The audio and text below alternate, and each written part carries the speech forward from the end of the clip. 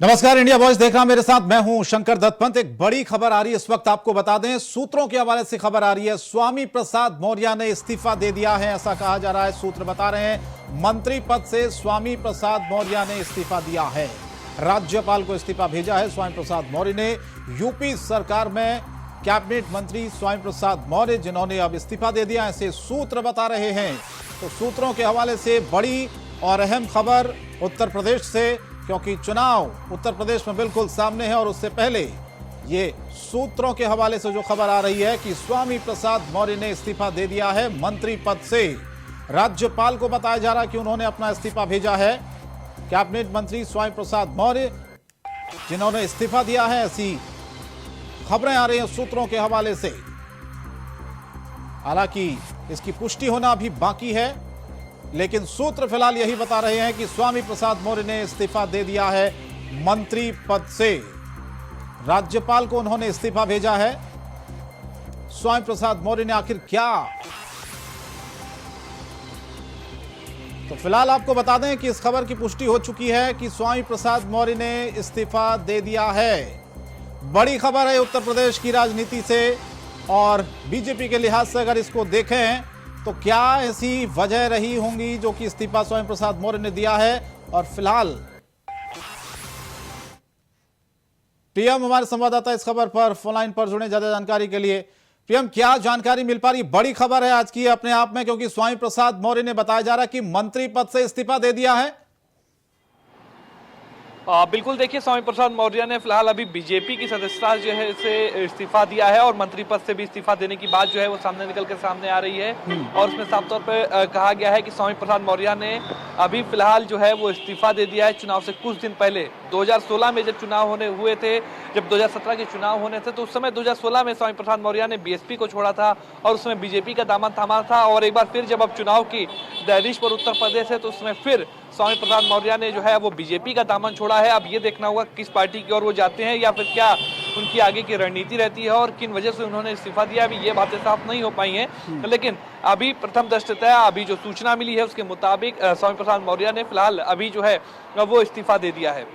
लेकिन कुछ पता लग पाया कि पीएम वजह क्या रही होंगी? क्योंकि एक तरफ तो अपने कैडर को मजबूत करने की लगातार बीजेपी उत्तर प्रदेश में तैयारी कर रही है, और दूसरी तरफ इस तरह से इस्तीफा हो जाना ठीक चुनाव से पहले। क्या कोई नाराजगी थी, क्या कोई उनकी डिमांड थी जो पूरी नहीं की जा रही थी? देखिए, ये जरूर जाहिर सी बात है कि चुनाव से ठीक पहले एक बड़े कद्दावर नेता स्वामी प्रसाद मौर्य, एक बड़ा तबका उनका अपने समुदाय के साथ में जुड़ा हुआ है, और बड़े कद्दावर नेता के तौर पर स्वामी प्रसाद मौर्य जाने जाते हैं। एक बड़ा वोट बैंक उनके साथ में जुड़ा हुआ है, और चुनाव से ठीक पहले उनका इस्तीफा होना तो पार्टी के लिए एक तगड़ा झटका जरूर है। और ऐसे वक्त पे जब चुनाव के बिल्कुल दहलीज पर खड़े हैं, तो तब ये झटका और भी बड़ा हो जाता है।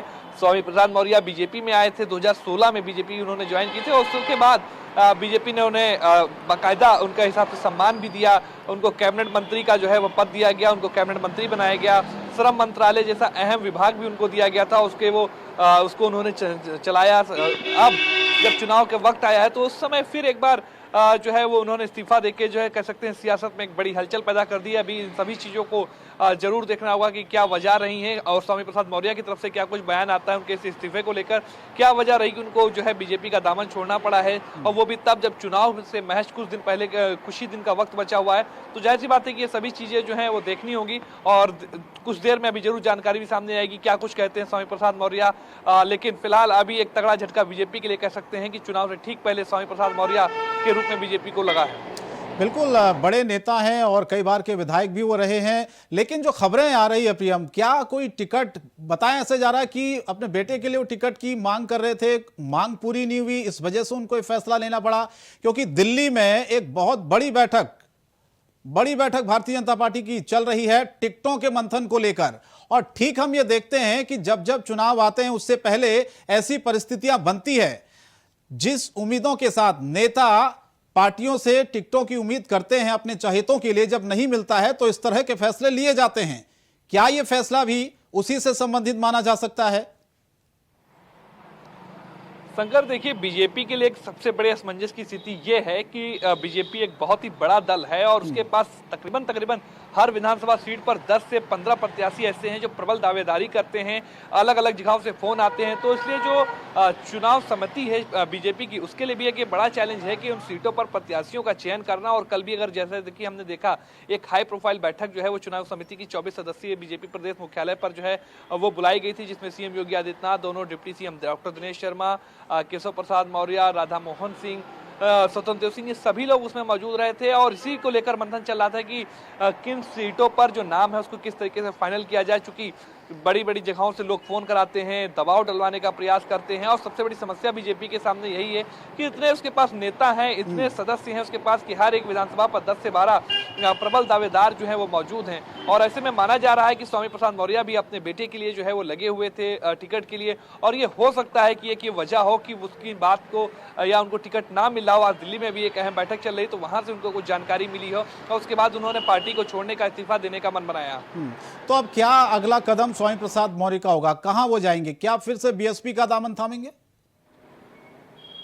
देखिए, ये सभी चीजें जो है फिलहाल अभी कयासों का विषय बनी हुई है और इसके लिए अभी थोड़ा सा हमें शायद मुझे लग रहा है कि इंतजार करना होगा कि जब खुद उनकी तरफ से स्टेटमेंट आएगा कि क्या वजह रही, किस वजह से उन्होंने पार्टी का छोड़ा है और किस और उनका रुझान है। क्या किसी दूसरे दल के साथ में उनकी बात चल रही है, क्या दूसरे दल में वो जा सकते हैं? हालांकि अभी इन चीजों को लेकर किसी भी तरीके की कोई जानकारी सामने नहीं आई है कि स्वामी प्रसाद मौर्य किस और जा रहे हैं या किस दल की ओर जा रहे हैं। लेकिन जाहिर सी बात है कि जब चुनाव से ठीक पहले एक बड़ा फैसला स्वामी प्रसाद मौर्य की तरफ से, एक बड़ा झटका बीजेपी के लिए इसे फिलहाल अभी माना जा रहा है। राजपाल कश्यप जी भी हमारे साथ जुड़ चुके हैं, सपा बेलसी हैं। राजपाल कश्यप जी, इंडिया वॉइस पर आपका स्वागत है। चुनाव से पहले बड़ी खबर उत्तर प्रदेश की हम बता रहे हैं। स्वामी प्रसाद मौर्य जो कि एक बड़े नेता, उत्तर प्रदेश सरकार में मंत्री भी हैं और अब उनका इस्तीफा हो गया है, इस पर आपकी पहली प्रतिक्रिया चाहेंगे। ये देखिए, देश के प्रधानमंत्री ने पहले ही उनको छोड़ दिया था, क्योंकि योगी के नेतृत्व में योगी की नैया अब कोई पार नहीं कर सकता। अब योगी डूबता हुआ जहाज है, इस पे जो बैठेगा वो डूब जाएगा, इसीलिए सब लोग छोड़ रहे हैं ना उनको। अब स्वामी प्रसाद जी ने छोड़ दिया, अभी चुनाव में जनता छोड़ देगी उनको। नहीं तो बीजेपी का सफाया आता है। राजपाल जी, ऐसी खबरें हैं कि वो अपने बेटे के लिए टिकट की मांग कर रहे थे और शायद हो सकता है, ऐसी आशंका जताई जा रही कि उनकी मांग को नहीं माना गया और इसी बात से शायद वो नाराज हैं। तो ये तो राजपाल जी संभव नहीं होता ना कि पार्टी सभी को टिकट दें जिन जिन को चाहती है। ये तो एक तरह से कह सकते हैं कि आप जिस भाव से पार्टी से जुड़े हुए हैं, वो उस भाव से आप चुनाव जब आता है तो आपके अंदर कहीं ना कहीं टिकटों की लालसा हो जाती है। जब पार्टी इसको समझती है तो आप नाराज होकर निकल जाते हैं। अरे लगातार इन लोगों ने सरकार में पिछड़ों को अपमानित किया है। पिछड़ों को ये एक थानेदार की पोस्टिंग नहीं करा सकते थे अपने समाज की। अपने समाज की बहन बेटियों तक को इज्जत नहीं बचा पाए। मुक्ता कुशवाहा को किस तरीके से मारा गया, तो वो क्या करेंगे भाई? सब समाज को अपमानित कर रहे हैं, पिछड़े और दलितों को अपमानित कर रहे हैं। मंत्री बना के वोट तो लूट लिया इन्होंने और सरकारें बना ली, लेकिन उनके हक अधिकार तो नहीं दिए ना पिछड़ों के।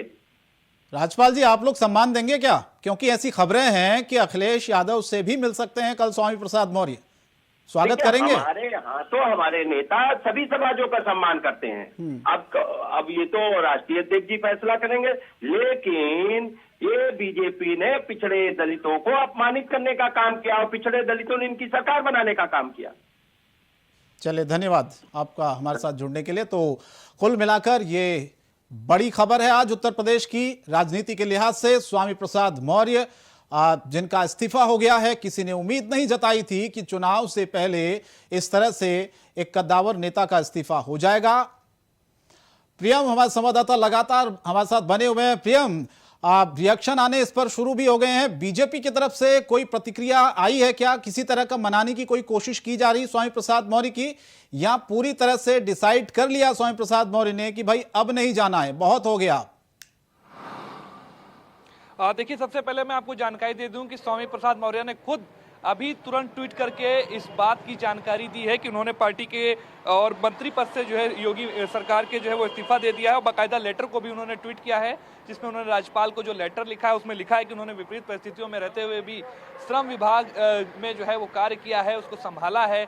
जब कोरोना जैसी महामारी रही उस समय भी उन्होंने इसको संभाला है। लेकिन जो सबसे एक अहम जो कारण उन्होंने लिखा है कि विपरीत परिस्थितियों और विचारधारा में रहकर भी बहुत मनोयोग के साथ उत्तरदायित्व का निर्वहन किया है। लेकिन दलित, पिछड़ों, किसान, बेरोजगार, नौजवान और छोटे, लघु एवं मध्यम श्रेणी के व्यापारियों की घोर उपेक्षा के रवैये के चलते जो है उत्तर प्रदेश के मंत्रिमंडल के पद से मैं इस्तीफा दे रहा हूं। तो जो इस्तीफे का कारण उन्होंने दिया है उसमें उन्होंने बताया है कि जो सरकार है वो दलितों को लेकर, गरीबों को लेकर, पिछड़े वर्ग के लोगों को लेकर उपेक्षा कर रही है। और इसीलिए उन्होंने जो है आज ये इस्तीफा मंत्रिमंडल के पद से देने का फैसला किया है और अपना लेटर जो है वो उन्होंने राज्यपाल को भी पत्र जो है वो भेज दिया है और मंत्रिमंडल के पद से इस्तीफा दिया है।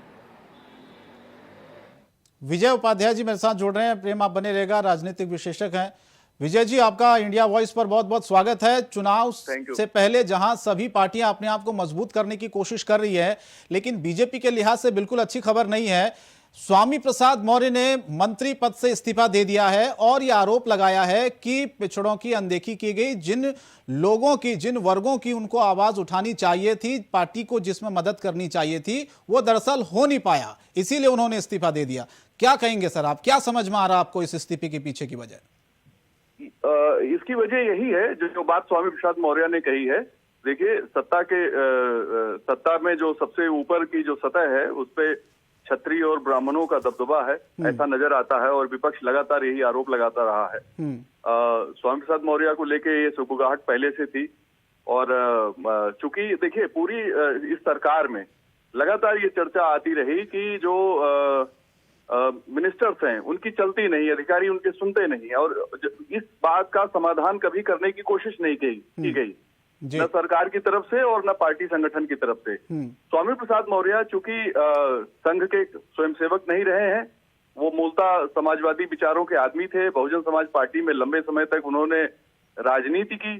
तो जाहिर है कि एक ऐसे माहौल में जहां मंत्री को फ्रीडम बिल्कुल न हो और अधिकारी विभाग को चलाएं, तो उससे उनको निश्चित तौर पे सफोकेशन थी। और ये बात हम लोगों से बीच बीच में वो संकेत भी करते रहते थे। ये कोई बहुत आश्चर्यजनक घटना नहीं है। और जिस तरह के संकेत हैं, अगर स्वामी प्रसाद मौर्य की तरह अगर एक दो मंत्री और भी जो दूसरी पार्टियों से 2017 में आए थे, वो अगर इस्तीफा देते हैं तो कोई आश्चर्य नहीं होना चाहिए।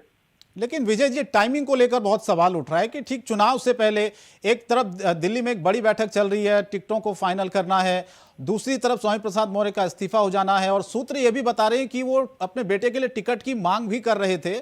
ये भी वजह क्या जोड़कर देखी जा सकती हैं क्या? दूसरा सवाल सर मेरा ये है कि अगर वाकई में स्वामी प्रसाद मौर्य को लग रहा था कि अनदेखी हो रही है पिछड़ों की, उनकी नहीं सुनी जा रही है, जो मंत्रालय उनके पास है उसमें दरअसल काम उतना नहीं हो पा रहा है, तो क्या अब तक वो चुप क्यों थे? उन्होंने पार्टी के सामने इन चीजों को क्यों नहीं रखा होगा सर? देखिए, बीजेपी की वर्किंग को समझिए। बीजेपी में पीएल संतोष आए थे मई में। उन्होंने इस बात को समझने की कोशिश की, लोगों ने उनको बताया भी था। और इनके बेटे के टिकट की बात पे ही तो उन्होंने बसपा छोड़ी थी। तो जो आदमी अपने परिवार के लिए बसपा, एक पुरानी पार्टी जिसमें वो काफी महत्वपूर्ण पदों पे रहे हैं, उसको छोड़ सकते हैं। तो भारतीय जनता पार्टी में तो ठीक चुनाव के पहले आए थे। और नेता टाइमिंग खुद तय करता है कि कौन सा टाइम उसके लिए सुटेबल है। देखिए, अब ये बीजेपी के लिए मैनेजमेंट का सवाल है कि वो कैसे इस बात को मैनेज करते हैं। स्वामी प्रसाद मौर्य का जाना बीजेपी के लिए बहुत बड़ी दिक्कत पैदा कर सकता है, क्योंकि उन्होंने पिछड़ों की जो बात उठाई है, उत्तर प्रदेश में बीजेपी की जो मजबूती है 2014 से लेकर 2019 के दरमियान, वो पिछड़ों की बदौलत ही है। वो न ब्राह्मणों की बदौलत है, न क्षत्रियों की बदौलत है, वो सिर्फ पिछड़ों की बदौलत है। और ये जो ट्रांसफॉर्मेशन बीजेपी का हुआ था 2014 में नरेंद्र मोदी जी के लीडरशिप में, अति पिछड़े, अति दलित भारी तादाद में करीब 100% भारतीय जनता पार्टी में आ गए थे। इसीलिए 2019 में जब बसपा, सपा, कांग्रेस, आरएलडी 12 सीटों पे तो चारों पार्टियां एक साथ थी और सपा, बसपा, आरएलडी का अलायंस था, उसके बावजूद 51% वोट बीजेपी पाती है। तो वो कोई ब्राह्मण और ठाकुरों की बदौलत थोड़ी पाती है, वो तो पिछड़ों की बदौलत उसको मिलती है। तो अगर वो पिछड़ों की उपेक्षा का आरोप लगा रहे हैं तो ये बीजेपी के लिए एक बड़ा बड़ा धक्का है ठीक चुनाव के पहले। अच्छा विजय जी, पिछड़ों की बात कैसे होगी जब पार्टी ही छोड़ देंगे? क्योंकि अब उत्तर प्रदेश में तो समीकरण ऐसे बन रहे हैं कि दोबारा से बीजेपी ये दावा करी कि 2017 का जो प्रदर्शन है 2022 में वो दोहराएगी। टक्कर में समाजवादी पार्टी है, बीएसपी हालांकि दूर है, कांग्रेस भी दूर है। तो कुल मिला के जो तमाम सर्वे भी आए हैं, जो आकलन भी हुआ है, आप भी इस चीज को भलीभांति जानते हैं कि बीजेपी कहीं ना कहीं उत्तर प्रदेश में सरकार बनाने जा रही है, जिस दावे के साथ वो इस बार कॉन्फिडेंट है। तो अगर स्वामी प्रसाद मौर्य जा रहे हैं, फिर वो कहते हैं कि भाई मैं बीएसपी या समाजवादी पार्टी या किसी अन्य पार्टी के साथ जुड़ जाऊंगा, वहां पर मैं पिछड़ों की बात करूंगा। भाई सरकार में रहते हुए तो आप आवाज उठाएंगे ना किसी की। जब सरकार में रहेंगे नहीं, सत्ता में रहेंगे नहीं, तो फिर आवाज कहां से उठेगी? कैसे आप पिछड़ों की बात करेंगे? कैसे उनको हक दिलाएंगे आप? मैं समझ गया, जो बीजेपी के साथ 5 साल रहा है उसकी समस्याएं अगर बीजेपी लीडरशिप नहीं समझ पाया है तो हमको आपको समझने में बहुत दिक्कत होगी, क्योंकि हम आप परिधि के बाहर हैं, ऑर्बिट के बाहर हैं, और जो ऑर्बिट के भीतर हैं वहां उन लोगों को ज्यादा बेहतर जानकारी रही होगी कि चीजें किस तरह से आगे चल रही हैं। आप बीजेपी के जीत का दावा निश्चित तौर पे बहुत मजबूती से बीजेपी कर रही है, और आश्चर्य नहीं होगा अगर कि कई लोग और पार्टी छोड़ दे उसके बावजूद बीजेपी जीत जाए। लेकिन बीजेपी चुनाव के ठीक पहले इस तरह के जो इस्तीफे हैं वो बहुत महत्वपूर्ण रोल प्ले करते हैं। 2017 में मुझे याद है कि भाजपा का माहौल तभी अच्छा बना था जब केशव प्रसाद मौर्य प्रदेश अध्यक्ष थे और स्वामी प्रसाद मौर्य ने बसपा छोड़कर भारतीय जनता पार्टी ज्वाइन की थी। तो आप बाद से बीजेपी, आप ये कह रहे हैं विजय जी, पिछड़ों की नाराजगी कहीं भारी ना पड़ जाए? फिर मैं बिल्कुल ये बात कह रहा हूं, लेकिन अगर बीजेपी के दावे की आप बात करेंगे तो मैं आपकी बात को सच मान लूंगा। चलिए सर, बहुत बहुत धन्यवाद विजय उपाध्याय जी, आप हमारे साथ जुड़े। तो ये कुल मिलाकर एक अच्छा संकेत बिल्कुल नहीं है भारतीय जनता पार्टी के लिए उत्तर प्रदेश में, क्योंकि किसी को उम्मीद नहीं थी कि इस तरह से एक बड़ा डिसीजन, बड़ा फैसला स्वामी प्रसाद मौर्य ले लेंगे। प्रियम लगातार हमारे साथ बने हुए हैं। प्रियम, क्या कोई प्रतिक्रियाएं आनी शुरू हुई है क्या इसके बाद? स्वामी प्रसाद मौर्य का ट्वीट आपने हमको बताया था।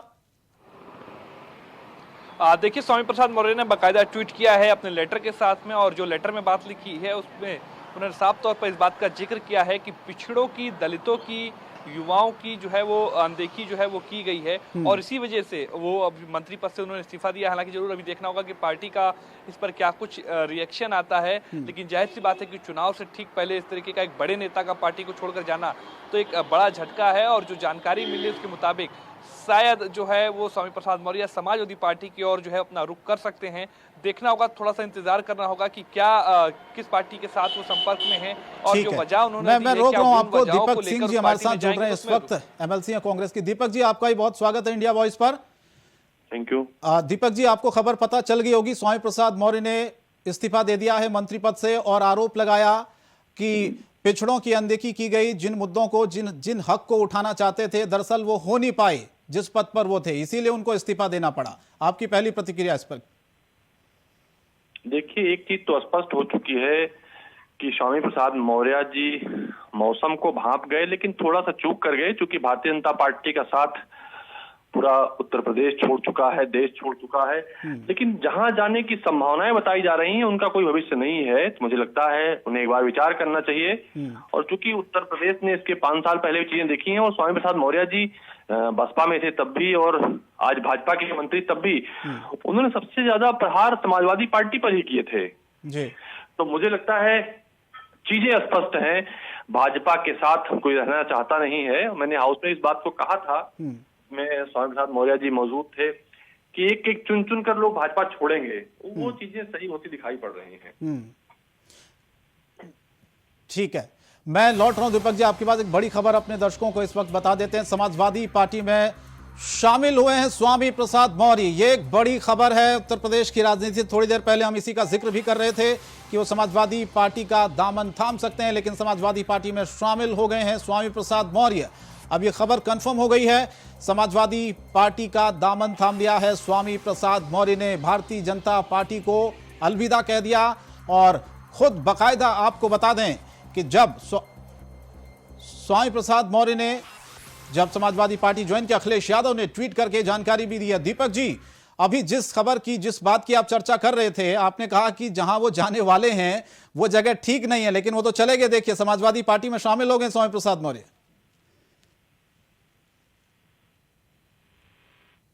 दीपक जी, आपको आवाज आ रही है? चलिए हम दोबारा से चाहेंगे कि संपर्क साधने की कोशिश करेंगे, लेकिन फिलहाल आपको ये बड़ी जानकारी, बड़ी खबर दे दें। समाजवादी पार्टी का दामन थाम लिया है भारतीय जनता पार्टी को छोड़कर स्वामी प्रसाद मौर्य ने। अखिलेश यादव ने बाकायदा ट्वीट किया है और यह जानकारी दी है। प्रियम हमारे संवाददाता लगातार हमारे साथ बने हुए। प्रियम, जिस खबर का हम जिक्र कर रहे थे थोड़ी देर पहले, आपने भी बताया था कि समाजवादी पार्टी ज्वाइन कर सकते हैं और यह तस्वीर भी आ गई है, ट्वीट भी कर दिया अखिलेश यादव ने। स्वामी प्रसाद मौर्य ने समाजवादी पार्टी का दामन थाम लिया, साइकिल पर सवार हो गए। बिल्कुल, देखिए जिस बात के कयास लगाए जा रहे थे, जैसा कि मैंने अभी थोड़ी देर पहले भी आपसे बताया भी कि स्वामी प्रसाद मौर्य जो हैं वो समाजवादी पार्टी का दामन जो है वो थाम सकते हैं। और अब अखिलेश यादव ने उनके साथ की फोटो ट्वीट करके बाकायदा इस बात की ऑफिशियली कह सकते हैं अनाउंसमेंट भी कर दिया है कि स्वामी प्रसाद मौर्य ने बीजेपी को छोड़ते हुए अब एक बार फिर चुनाव से ठीक पहले उन्होंने समाजवादी पार्टी का दामन जो है वो थाम लिया है। और इस बात का आरोप लगाया है बीजेपी पर कि सरकार में रहते हुए दलितों की, पिछड़ों की जो है वो अनदेखी की गई है, उपेक्षा की गई है, जिस वजह से उन्होंने आज बीजेपी का दामन छोड़ दिया है। अखिलेश यादव ने तुरंत जो है इस फोटो को ट्वीट किया है, अपने साथ की फोटो स्वामी प्रसाद मौर्य की, और इस बात का ऑफिशियली अनाउंसमेंट किया है कि स्वामी प्रसाद मौर्य अब अखिलेश यादव के साथ में है। समाजवादी साइकिल पर अब वो सवार हो चुके हैं। 2016 में वो बीएसपी की पार्टी में थे और बीएसपी को छोड़कर वो जो है बीजेपी में शामिल हुए थे। लेकिन अब एक बार फिर जब चुनाव की घड़ी आई है और सूबे में चुनाव होने जा रहे, तो ठीक उससे पहले एक बड़ी हलचल करते हुए, एक बड़ी कह सकते हैं कि झटका जो है वो बीजेपी को देते हुए स्वामी प्रसाद मौर्य ने समाजवादी पार्टी को ज्वाइन किया है। लेकिन प्रियम, जिस तरह से आज स्वामी, किसी को अंदेशा नहीं था, अंदाजा भी नहीं था, कहीं से खबर भी नहीं सुनी थी 2-3 दिन पहले से कि कुछ ऐसा अंदेशा हो सकता है, उनकी नाराजगी भी खबरें कहीं से नहीं आई। अचानक से आज खबर आई कि उन्होंने अपने मंत्री पद से इस्तीफा दे दिया। और थोड़ी देर पहले हम इस खबर पर चर्चा ही कर रहे थे कि वो समाजवादी पार्टी का उन्होंने दामन भी थाम लिया। तो क्या कहा जाए, ये स्क्रिप्ट पहले से ही तैयार थी कुल मिलाकर?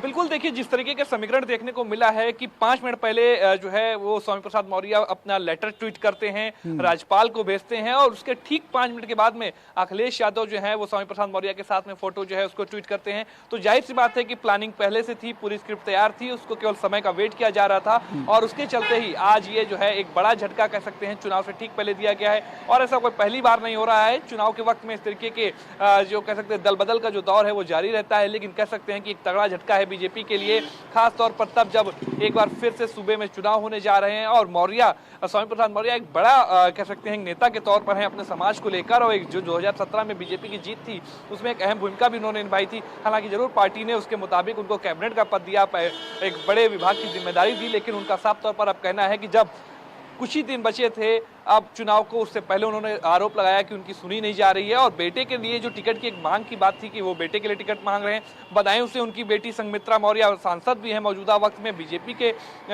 चुनाव से ही, बीजेपी के कमल से ही जो उन्होंने चुनाव लड़ा था 2019 में और जीती, और इस समय वो बाकायदा सांसद हैं। लेकिन अब वो बेटे को लेकर भी टिकट मांग रहे थे विधायक का, लेकिन जब वो नहीं हुआ तो उसी के लिए, और शायद 2016 में जब उन्होंने बीएसपी को छोड़ा था तो उस समय भी यही बातें उठी थी कि वो अपने बेटे के लिए टिकट की मांग कर रहे थे, लेकिन पार्टी ने उनको टिकट नहीं दिया। तो लंबे समय से जो नेता बसपा को छोड़ सकता है, जो उसमें जुड़े हुए थे, लंबे समय से बड़े नेता के तौर पे थे, अहम भूमिका थी, और जो कह सकते हैं मायावती के खास जो चेहरे थे उनमें से एक स्वामी प्रसाद मौर्य को माना जाता था। लेकिन जब उन्होंने टिकट को लेकर बीएसपी का साथ छोड़ा था तो बीजेपी में भी ठीक उसी तरीके का उन्होंने किया है और अपना कह सकते हैं इस्तीफा दिया है। और मैं रोक रहा हूं आपको 1 मिनट।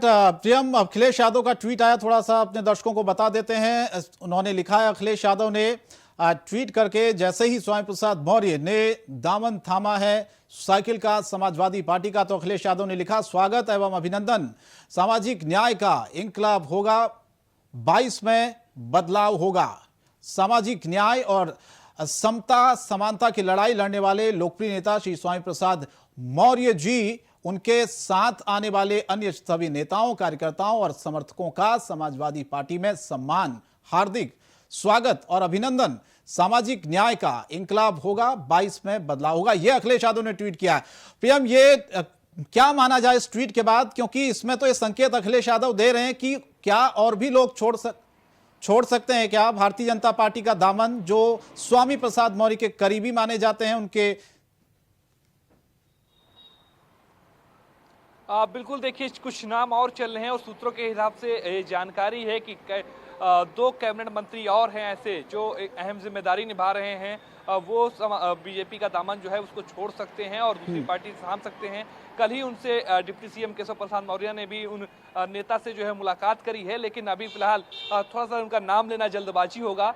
लेकिन अभी जो जानकारी मिली उसके मुताबिक 2 और ऐसे मंत्री हैं अभी सरकार में जो बीजेपी का दामन चुनाव से पहले छोड़ सकते हैं, क्योंकि इस बात के आरोप हमेशा लगते रहे हैं कि पार्टी के अंदर विधायकों की, मंत्रियों की नहीं चलती, अधिकारियों की चलती है। और जो इस बात की लेकर कई बार नाराजगी भी जो है वो जताई गई। और इससे पहले जब बीएल संतोष उत्तर प्रदेश के दौरे पर आए थे तो उस समय भी एक शिकायत जो है उनको ये मिली थी और इस बात को भी उन्होंने भी उनके पास इस बात को रखा गया था कि उनके जो मंत्री हैं, जो विधायक हैं, उनकी पार्टी में नहीं सुनी जाती, सरकार में नहीं सुनी जाती है। तो इस बात को लेकर एक नाराजगी थी और माना जा रहा है कि 2 और ऐसे बड़े चेहरे हैं जो अभी बीजेपी का दामन जो है वो छोड़कर दूसरी पार्टी की ओर अपना रुख कर सकते हैं। थोड़ा सा इंतजार जरूर करना होगा, लेकिन अगर ऐसा होता है तो ये चुनाव से पहले एक बड़ा झटका होगा। हालांकि एक सतत प्रक्रिया है, चुनाव से पहले इस तरीके का दल को छोड़ना, दूसरे दल में जाना, दूसरे नेताओं का आना, ये एक समान प्रक्रिया है। लेकिन फिलहाल अभी कह सकते हैं कि एक बड़ा झटका जो है वो बीजेपी को स्वामी प्रसाद मौर्य के रूप में लगा है। ठीक है, देखना होगा कि क्या और भी लोग छोड़ते हैं क्या, जो करीबी स्वामी प्रसाद मौर्य के बताए जा रहे हैं। फिलहाल बहुत बहुत धन्यवाद इस तमाम जानकारी के लिए। तो स्वामी प्रसाद मौर्य ने मंत्री पद छोड़ दिया है, बीजेपी छोड़ दी है और अब सवार हो गए साइकिल पर, अखिलेश यादव से मुलाकात कर समाजवादी पार्टी का दामन थाम लिया है। फिलहाल इस बुलेटिन में इतना ही, लेकिन इंडिया वॉइस पर खबरें जारी रहेंगी। नमस्कार।